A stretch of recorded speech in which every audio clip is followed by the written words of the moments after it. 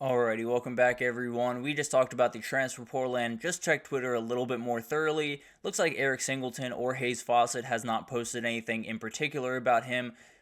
I assume that will be coming pretty soon. A couple of different reports out there, but nothing I feel overly confident in right this second. So we'll update you on that in time, possibly at the end of the show. We'll have an update there, but a lot of different things happening around the portal, as you can imagine. Let's get into a couple of X factors for these first round games. I have a couple of things that are either questions as I head in, or just X factors for the game as we head in. And we'll start with the game that's going on tonight up there in South Bend. That could get a little bit snowy, and we'll talk about that in the last segment, or in the next segment, but. The X factor is just a consistent pass game. It doesn't necessarily need to be anything special. It doesn't necessarily need to be anything explosive. It needs to be consistent. It needs to be something that they have to think about, because the reality is Indiana only gives up 76 yards per game on the ground. They are the best run defense in the entire country statistically, and they are going to be a really, really tough team to get everything you want to get going. And Notre Dame is incredible at running the ball. They're one of the best run games in the entire country, maybe the very best. But the reality is you're not going to have quite as much room as you've had against a couple of the other opponents you played, even the one you played a couple of weeks ago against USC. You're not going to have as much room. It's going to have to be guys like Bo Collins, Jaden Greathouse, Mitchell Evans, a couple of these guys just making some big plays, whether that's down the field or for a 5-yard gain on 3rd and 7, for a 7-yard gain on 3rd and 7 ideally. But if you're trying to just move down the field, you need Riley Leonard to hit his spots. You need mistakes not to come in. There's been a lot of different things, a lot of different questions about this Notre Dame team. The biggest one has been, can they come back? If they get down 14, if they get down 10 in this game, do they have the consistent pass game to get back into the game, or will they just kind of crumble under the pressure? It's a huge, huge question heading into this one, and if they want to beat Indiana tonight, they're going to need some type of consistent pass game to at least get that Indiana defense that can stop your run game at least thinking about the pass game on the back end.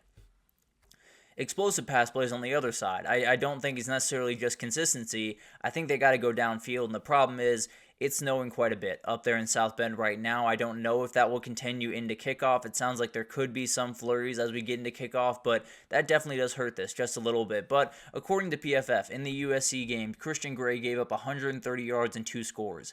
That is where you attack. That is the place that they are going to attack over and over and over again, and they're probably going to attack him with that guy right there, with Elijah Surratt. He's a big-time 50-50 ball guy. He's a guy that is going to be an absolute nightmare to deal with for just about any corner on the field, but especially a couple of these guys filling in for Benjamin Morrison.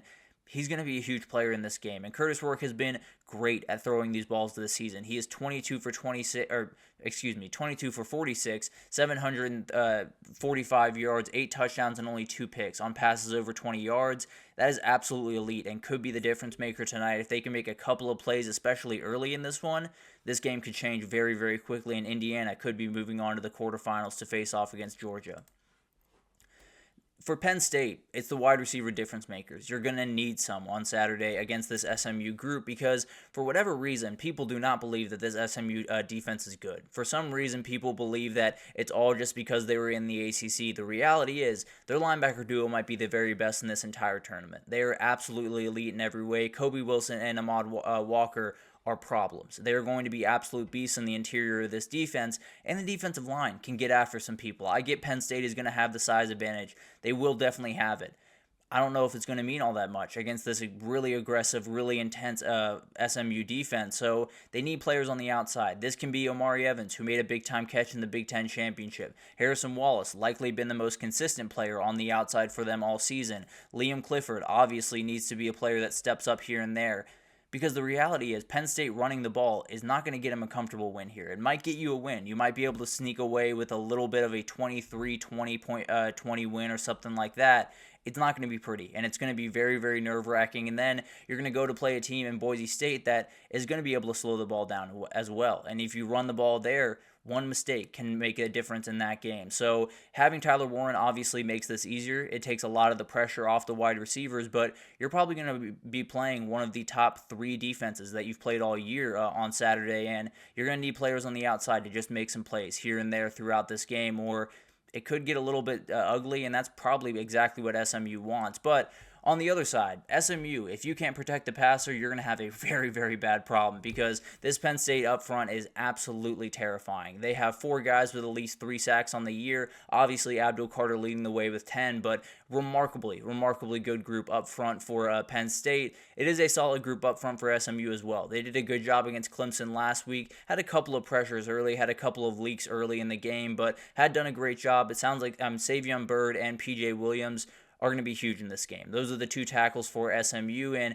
if they can't hold up against this speed, against this power of the pass rush, it's going to be a nightmare. And the Penn State back end really did struggle with the speed that Oregon does have. SMU has some of that speed as well. If they can get protection for Kevin Jennings, if they can get the ball on the outside and let these guys make plays, it could be a game where SMU puts up some points even in the cold, even in all the crazy elements up there. It feels like one of those things where if you give Kevin Jennings time, if you give him openings, he can totally change this game. Then you have Texas. You have the game that's coming up right after that one. Red zone offense is the plain and simple way that Texas is either going to win a national title or lose on Saturday. Those are the one thing that could make the entire difference. Now, it could be a number of different things that kind of come into this, whether it's, Quinn Ewers getting a little bit more healthy, Arch Manning playing a little bit more, Clemson not necessarily all that great on defense when it comes into the red zone. So overall, you have a lot of things kind of heading in your direction in this game. You still got to execute. So you could see a little bit more Arch Manning here. He gives them a little bit more of that run game. He's a little bit stronger of a passer in terms of arm strength, so he can fit it into those small windows. He does throw that fade route really, really incredibly well. There's a number of different things that you could kind of add here. A lot of people have said, just have him be the red zone quarterback. I think that's a little bit far-fetched, but overall, I do think it's an idea that you're probably going to have to utilize him just a little bit more and see what happens on the back end. And Anthony, you bring up a good point. It could just be spying that guy. It could just be Kobe King waiting for Kevin Jennings to leave the pocket and then trying to run him down pretty much all game. It's going to be a battle, but one way or the other, Kevin Jennings has time. He's going to have time to change this one for sure.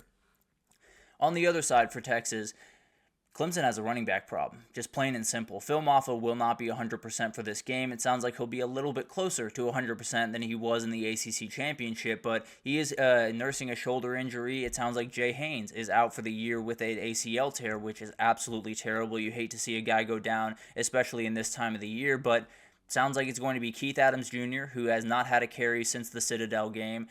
David Iziumi, 10 carries on the year, and Jarvis Green, who only has 7 carries on the year. You're going to have to find a way to rotate these guys in. It has to be Phil Mafah. He's going to have to tough it out just a little bit as the lead back here, but you got to give him some breaks. He's not going to be able to hold up, especially against this really aggressive Texas defense, if you make him go out there and have 25 carries in this game. And Cade Klubnik can make a lot of plays.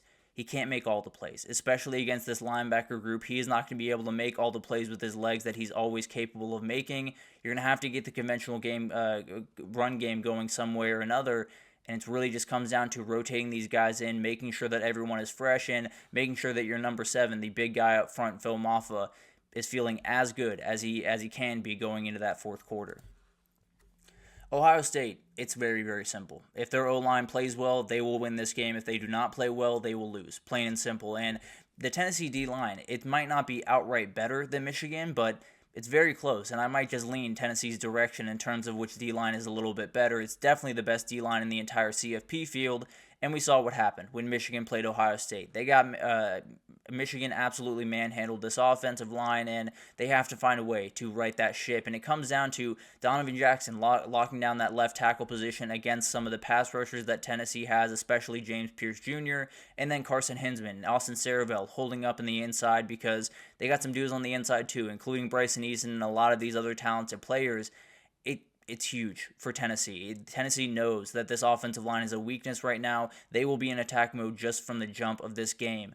Can Ohio State handle it? Can they make sure that they are playing the best offensive line football they've played since some of those injuries have hit? And if they don't, then a lot of questions will start to pile up around there in Columbus. And then for Tennessee, you got to hit the deep ball. That is the one thing that will keep Tennessee from, they could possibly go on and win a national title if this finds itself, because then they can play every single game you could possibly want them to play, whether it's in the mud and having to run the ball and play defense to win a game, or play a little bit of a track meet, because they have the dudes to play a track meet. They have the guys to absolutely play a track meet, and they do have a couple of injuries at the wide receiver position heading into this one. Sounds like Dante Thornton will be okay. Sounds like Squirrel White and Brew McCoy is a little bit more up in the air, but at the end of the day, Dylan Sampson, the running back, is going to be the star of this show, as he should. He is the best player on this team. He's the best running back he's the best offensive player for sure on this team. You got to hit a couple. This Ohio State back end, particularly Denzel Burke, really struggled against that talented group against Oregon.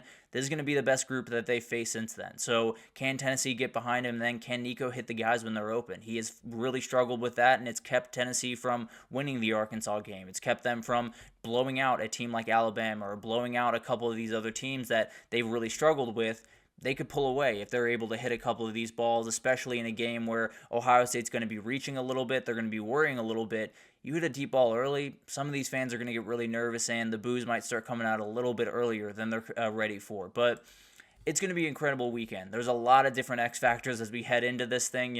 Kevin Jennings' legs is going to be a huge part of that, as Anthony was talking about, and it'll be really interesting to watch it unfold. There's no doubt about that. That Clemson running back situation is going to be fascinating to watch. How they approach it. Is it just going to be Phil Maffa having to tough it out, or do they have the guys on the back end that they feel confident about moving forward? So it'll be interesting to watch, no doubt about it. But let's take our third break here. And when we come back, we got to talk about just the first round questions. As we head into this weekend, what are a lot of the questions we have? How big of a role will home field advantage play with a lot of the different kind of weird things around it with the CFP? What are the top offensive players, top defensive players to watch? And what would happen to Ryan Day if they go down this upcoming weekend? We'll talk about it all on the other side of this break.